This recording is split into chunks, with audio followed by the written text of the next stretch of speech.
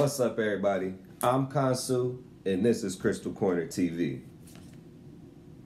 It's 2020, and I told y'all I would be coming back with more in-depth videos to explain some tips, some tricks, and some hacks to this thing we call spiritual life. I'm your coach, Coach Kansu, and today we're going to be talking about Reiki and the divine feminine. Slide y'all in there a little bit. Okay, so first things first, what is Reiki, right? Well, Reiki, put simply, is just another word talking about one of two things, right? The first would be the creator force, that prana, chi, mana in some regard, ether.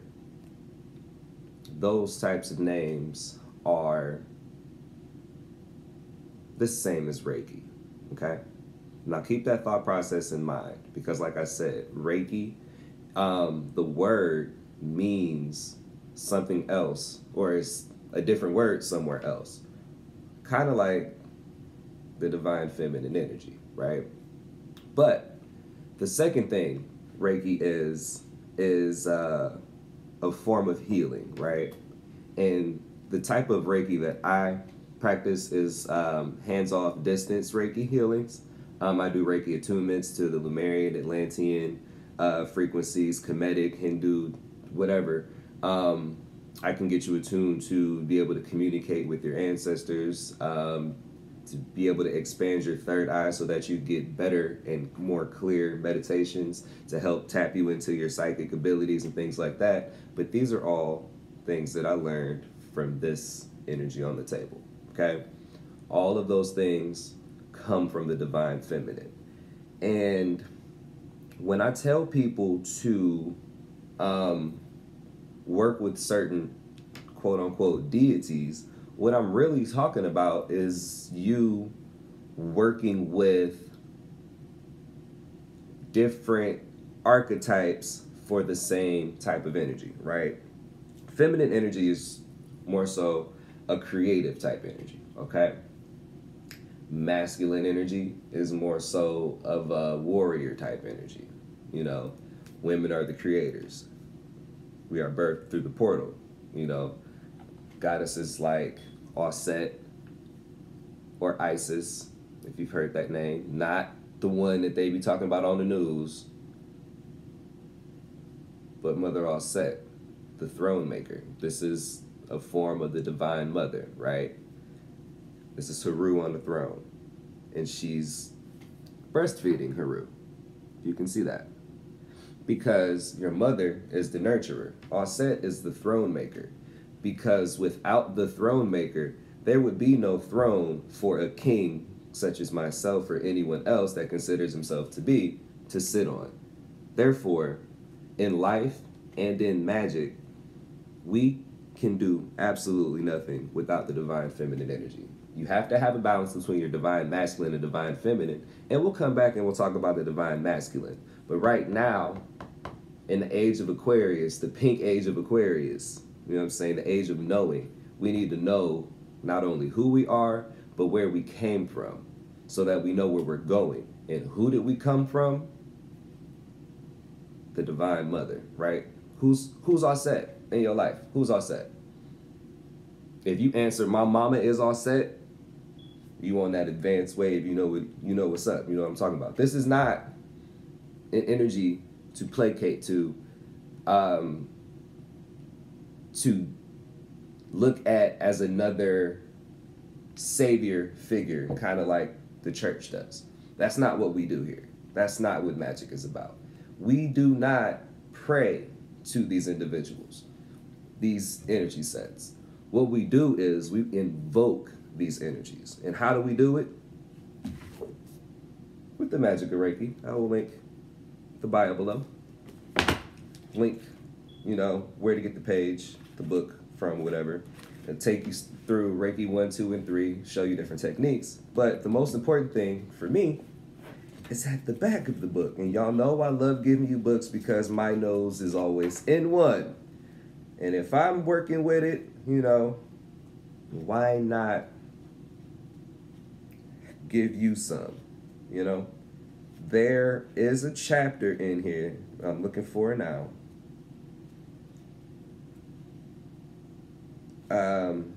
Chapter 11, chapter 12. Okay, so there's actually a few chapters. It'd probably help if I just went straight to the front, you know, where the chapters and stuff are. And by the way, this book is by Christopher Penczak.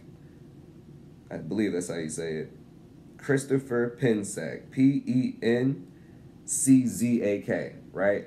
Magick of Reiki. Focused energy for healing, ritual, and spiritual development. So, maybe... Okay.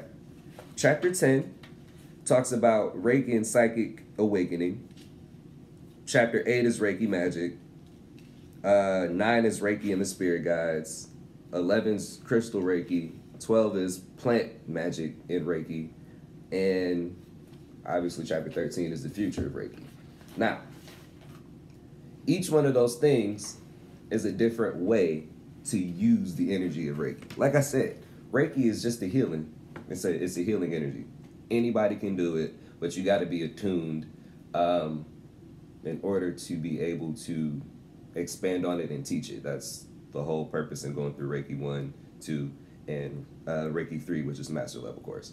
There's a 4th level course, which is a grandmaster course as well. And there's several other types of Reiki attunement, such as Atlantean and Lemurian Reiki attunement, which I've done. Grandmaster, I haven't done that one yet.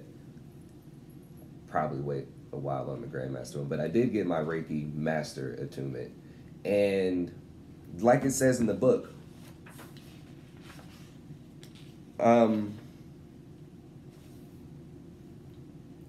chapter 10, page 187, Reiki and Psychic Awakening.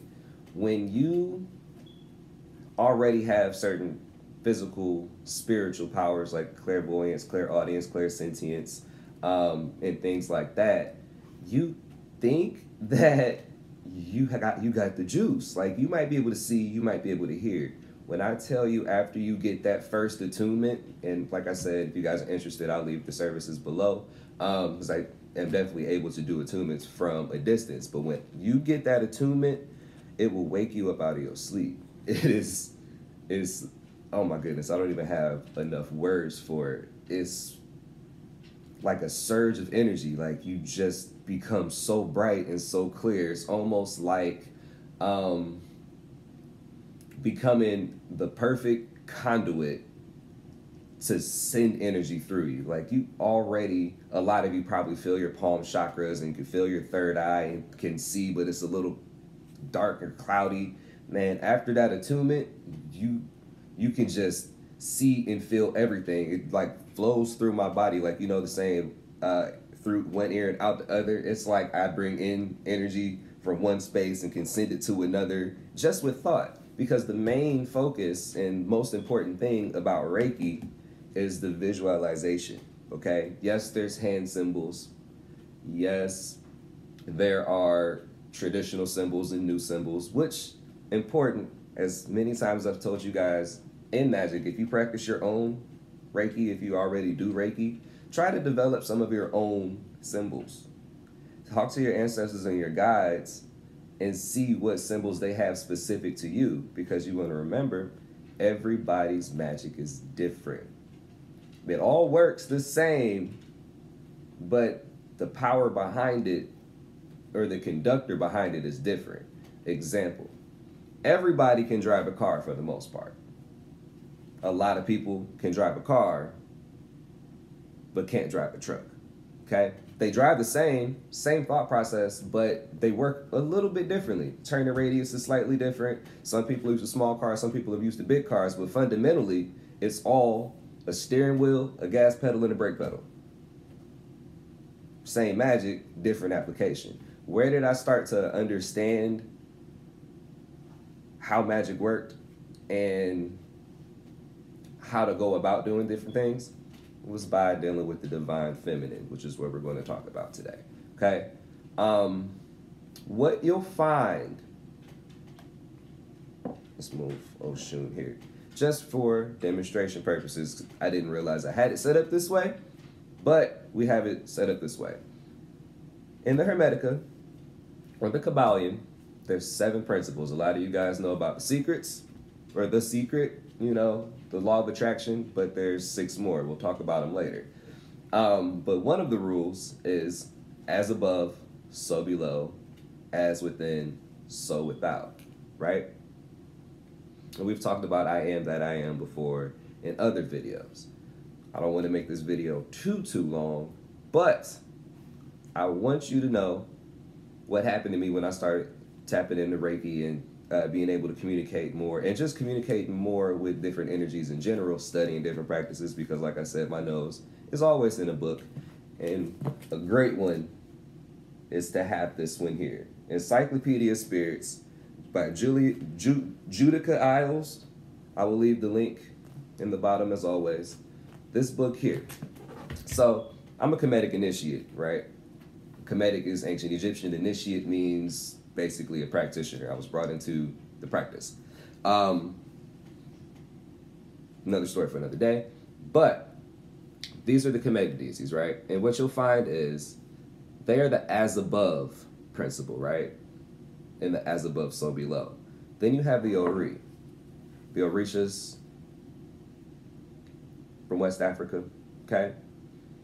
What you find is that this is the so below. This is the earthly aspect. As above, so below. When you start to embody those energies, you get the Hindu divas. And they put the as above, so below in one vessel, right?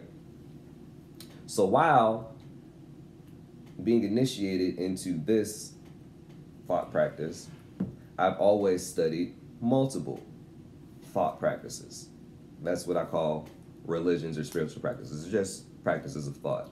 Because the way that these energies have been explained through millennia changes depending on who's telling the story. That's all this is. These are 3 different groups of people telling the same story, okay? It's kind of like when you were in kindergarten and you played that game Telephone, where you had the 2 Campbell soup cans with a rope tied in between it, and somebody talks into it and you listen to the cup, and then you tell the story to the next person down the line. Or even if you didn't do it that way and you just were told the story by your teacher, and then you whisper in the person's ear, and by the time it gets to the end and that last person tells you the story, it's kind of similar, but it's a little jacked up. It's the same thing here, right? At one point in time, when we were in Atlantis, in Lemuria, Lemuria was the spiritual center of the world.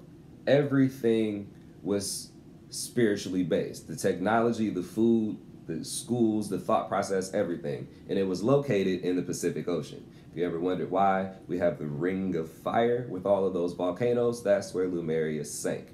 Atlantis was a spiritual and mechanical type of place.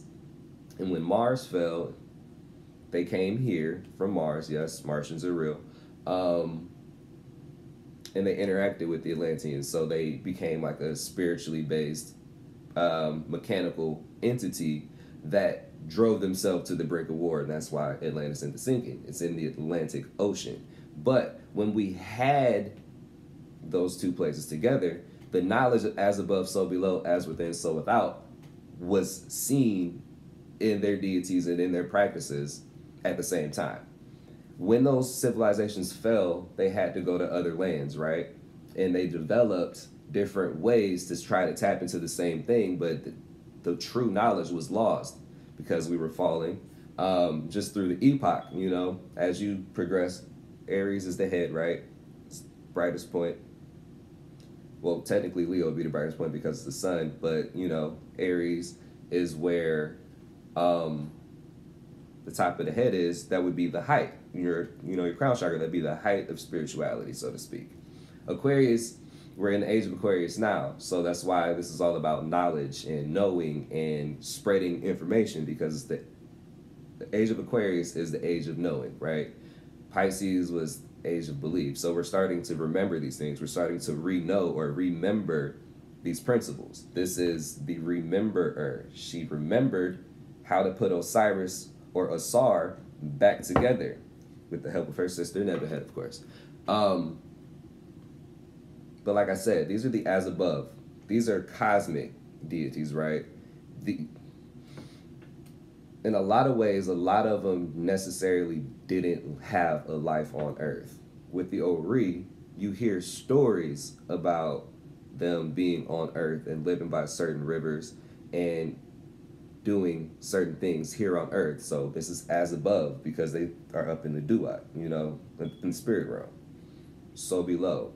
In the Hindu aspect, you find people in stories of people becoming divas. We have divas here on Earth now. You don't believe me? Go look up a Beyonce or a Tina Turner or Diana Ross or Patti LaBelle or Dorothy Dandridge or a Whitney Houston or a Mariah Carey. Just to name a few. Those are divas, divic energy. But what does it mean? It means that they saw the goddess in their mind and they brought it to the below. This is Lakshmi. This is the goddess of prosperity, right? Love, luxury, some regards magic. This is another goddess named Bast. Same principles. Oshun, same principles. HetHeru, same principles. Kali looks a little different. She's here to cut off the ego. I'll leave that there. Same principles. And how do we learn? How do you put this together? On your spiritual journey, your job, your focus should be to find the pieces of the puzzle and put them together. However that makes sense to you. There is no right or wrong. Here's an example. There is no good or bad. It's fluid. Here's an example. I don't like cereal. I don't like grits. I don't like oatmeal, cocoa wheats, maple, cream of wheat. None of it is gross. It's bad, it's disgusting, and I wish that the shit would disappear like the Thanos snap off the planet. Period. Now, some of y'all out there love those things. So that good for you is bad for me. So understand that that's one of the truths. Every truth is but a half-truth. That's another principle you'll find in the Kabbalion. I'll leave the link below. But what you're supposed to be doing is finding the pieces of the puzzle and putting them together so that they make sense for you. For me, this book, major key, and I'm going to go through just a couple so you can see I'm not tripping. We'll start with Oshun here, okay? And what you want to look for when you're in this book is the little section at the end that says, see also. You also want to look at the manifestations and offerings. You could even look at the things like the different plants and animals that they are associated with. Oh, it's a lot of pages in this book, so bear with me.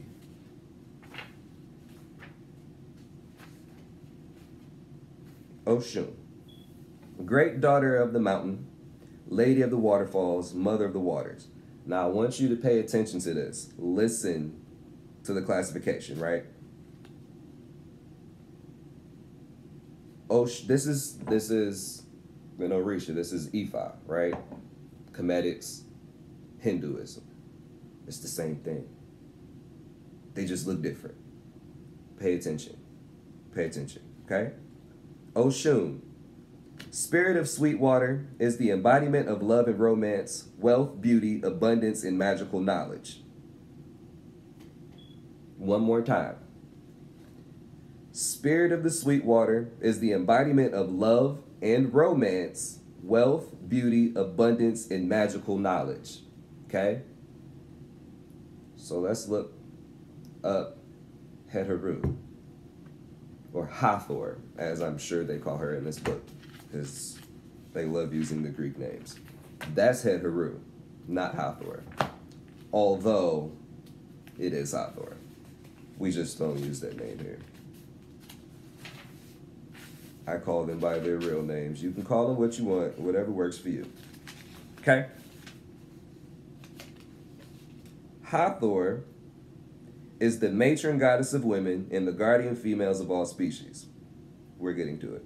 She is the embodiment of the female principle. Hathor is a spirit of love, joy, dance, alcohol, and perfume. A primordial spirit that has dominion over sex, birth, pleasure, intoxication, magic, music, and death. She has dominion over the reproduction of fruit and lovemaking. Okay, so we have a few things that are similar, right? It's not always going to be exactly the same, but we have similarities, which means it's probably the same thing. Okay, one more time. Spirit of joy, love, dance, alcohol, magic, music, pleasure, intoxication. Oshun, love, romance, wealth, beauty, abundance, magical knowledge. Magic, magical knowledge, same thing. Okay? Continuing on, let's go look up Bast. Keep that same thread though. Remember, we're dealing with love, romance, wealth, beauty, magic. Okay? In an effort to explain why the divine feminine energy is so important. This is how you learn about magic. If you don't tap into that, you ain't tapping into nothing.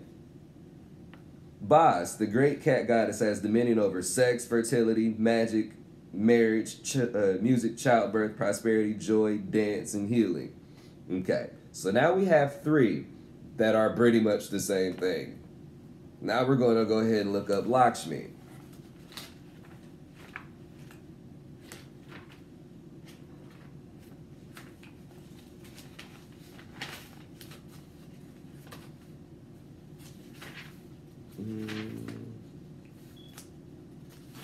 All these pages in the book. You would think I'd have all of these marked. They highlighted, but they're not marked. Okay, this is Lakshmi. Lady of wealth, good fortune, and beauty, bestows abundance, the spirit of luxury, happiness, brings vitality to all things, most beloved spirit in India, blah, blah, blah. Lakshmi is actively venerated, blah, blah, lovable, joyable. She's everything good, sweet, and pleasurable, enjoyable. Bestows fertility, health, and wealth, abundance, good luck, and fortune.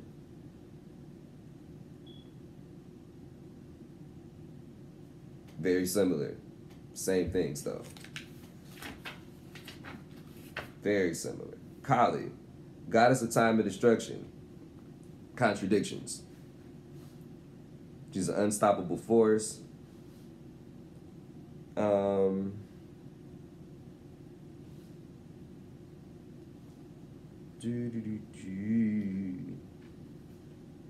This is one of the most primordial forms of feminine energy, because feminine energy is often depicted as volatile and the uncontrollable force, because it is. It is extremely powerful.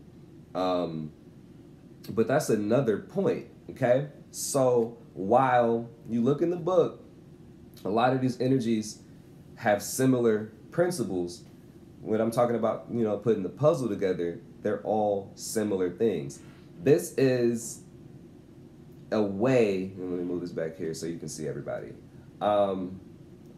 for you to be able to tap into the divine feminine energy that is the creating force of the universe. The mind is all the universe is mental. Your mind's creations are controlled by them. These aren't things to pray to.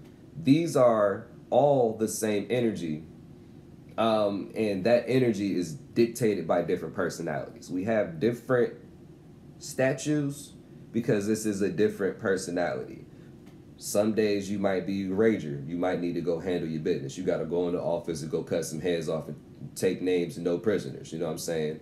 Other days you might be at the house just trying to relax and You know, do some grooming, take care of yourself, soak in the bath, eat some fruit, drink some wine, dance a little bit, chill. That's these. Some days you might need to be that nurturer.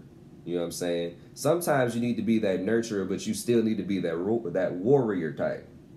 Other days you might need to be sensual. And you might experience all of these things in the same day, at the same time, but these are the same energies. It is important to understand where they come from and then start to put the pieces of the puzzle together so you get a better understanding of how to tap into divine feminine energy. From my experience, and this is just my personal experience, I've had a lot more movement with these here, these divas, specifically these two, than I have in the years I've dealt with these. Why? Because this is an immediate as above, so below you're looking at, right? So your subconscious gets the picture. A picture is worth 1,000 words. And if you're showing multiple things, you've got many thousands of words spoken here versus this one. That, yes, it sparks something, but it's more on a higher level when I'm trying to do deeper spiritual meditations and trying to learn the origins of things. I deal with this cosmic here, right? On Earth, trying to get to balance those cosmic things and bring them into Earth, which is what I do, you know what I'm saying, through my Reiki healings and attunements for others. This one, these two, the as above, so below principles that are expressed in the divas are what we're supposed to be aspiring to become. I learned that because I learned the as above first, and I was messing with the Orishas, the so below, and learned that if we are the gods we claim to be, if we truly are the gods returned, and it took millennia and generation after generation after generation to reawaken those DNA codes within us so that when we got here, we would be able to change the world, wouldn't it stand to reason that we're supposed to eat the offerings that were left in memory for thousands of years until we got back so that we could tap into our power? When you start tapping in and saying stuff like, oh, I'm a daughter of Oshun, or oh, I am Oshun, or oh, I'm Ogun, or oh, I'm Shango, and you say that you're Shango and they've been leaving offerings for these individuals, doesn't it stand that if we're not supposed to placate to these energies, we're supposed to invoke them? Doesn't it make sense to eat the offerings? Doesn't it? It does. At least to me. If you're scared of doing that, don't do it. I mean, everybody has a different path. I'm not telling you what to do. I'm just saying, for me, and how I started tapping in and making things move and shake in my life, getting better with that paintbrush, was dealing with them. And instead of leaving offerings, yes, you can, and there's a time and place for that, I eat it. I learned that from Oshun.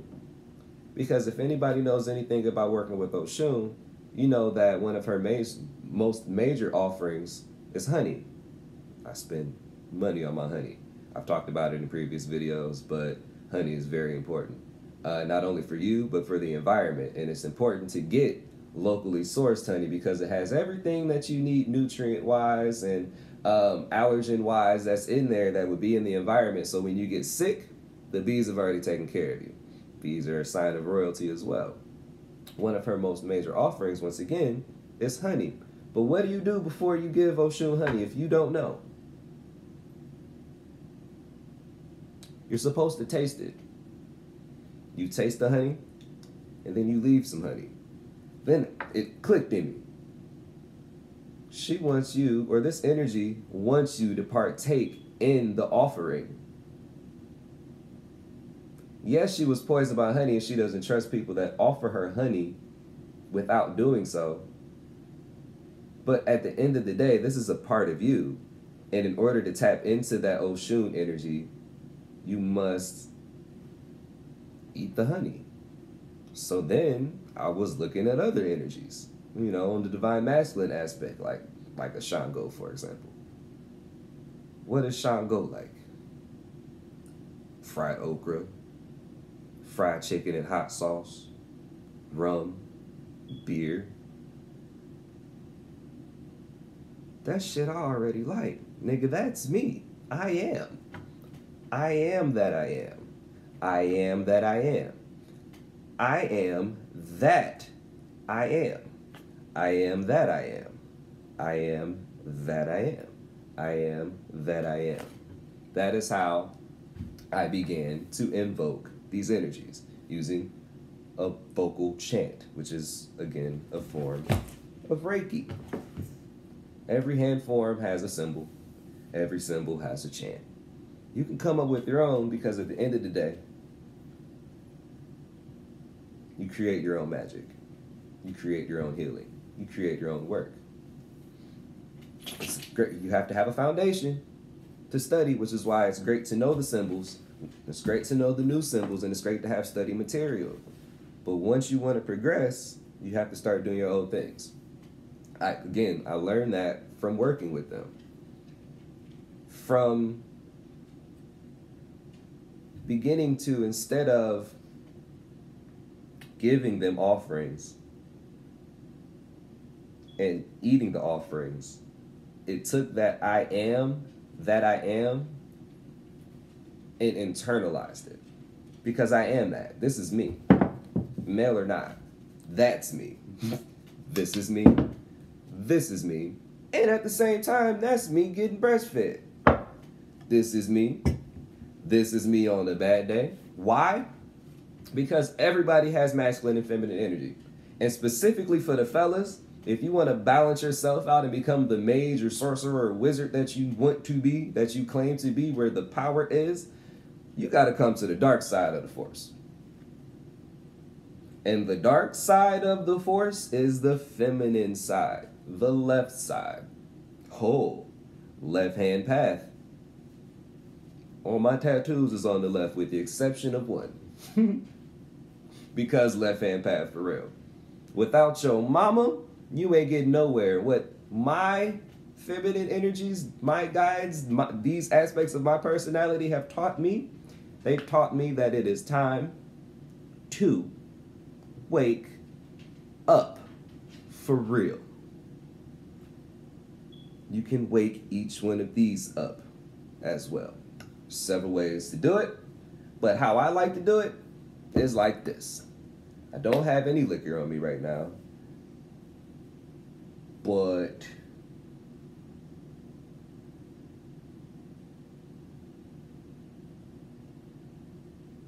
I'm not gonna go get nothing either. Okay? Rub my hands. You're gonna clap your fingers, clap your hands a couple times. You feel that tingle? That's getting the electricity moving through your hand. Then I just make circles, like you warming your hands up. 3 breaths.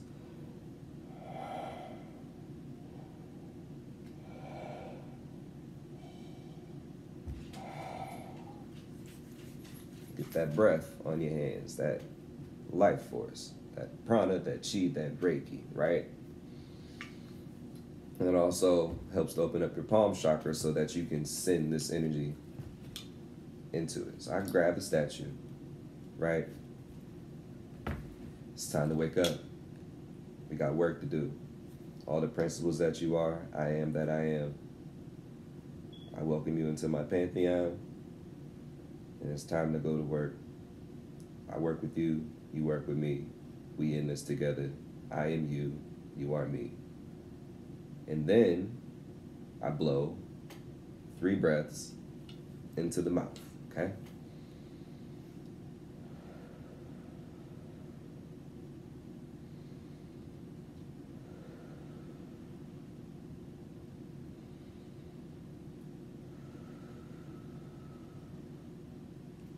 When you're blowing, you want to see a bright white light going up the nostrils, breathing it in. Once you do that, it's on, it's activated. You can talk to it, you can communicate with it. I talk to them like they're real individuals because they are, and oftentimes I'll actually even come through and rub on her ears because she likes that. Okay, Kali, I'll let her talk to you about how to do that. If you guys are interested in Kali, there is a book I will leave at the bottom. These two, Divine Mother, very similar, completely different looks. But this one here, she's one of my absolute favorites, as is Bast. They're all favorites, but Kali, Bast, Lakshmi, HetHeru, Auset, Oshun will help tap you in to the universal animating force that is Reiki, that is Chi, that is Prana, that is your psychic abilities, that is your power, that is your vision, that is your highest reality. They will help tap you in. The way into the world of magic is through the cosmic yoni. And you can't get to the yoni without the divine feminine. With that being said, if you guys have made it this far, make sure that you go ahead and like the video and comment below. I really appreciate it. It really helps out the channel. And I wouldn't be able to do this without you guys. This is a video I've been trying to do for a while now, but I had to get back into a clean and clear space in order to do so, because believe it or not, I'm not sure if you can feel the energy. Actually, I'm sure you can feel the energy coming through the camera right now. It is quite intense on this table with all of these ladies here. But once again, if you want me to leave a link of where to get them, I will, but I will name them one more time. Kali, that's K-A-L-I, okay? Lakshmi, L-A-K-S-H-M-I. Oshun, O-S-H-U-N. This is Auset or Isis, A-U-S-E-T or I-S-I-S. Search the first one, not the second one. This is Bast or Bastet. B-A-S-T, B as in Bravo, A as in Alpha, S as in Sierra, and T as in Tango. Or B-A-S-T-E-T, Bastet. This is HetHeru or HetHeru. I would search HetHeru, that's H-E-T-H-E-R-U, 2 words, or HetHeru, H-A-T-H-O-R. 2 book recommendations: Magick of Reiki and Encyclopedia of Spirits. The stone is citrine, and we're still working with that shark totem energy. Been getting a lot done lately with the shark, man, navigating these waters and making things happen. If you want a shark tooth or any of my other products, the link will be in the description below. I'm Kansu from the Crystal Corner television channel, and I'm gonna get at y'all at a later date, man. Peace.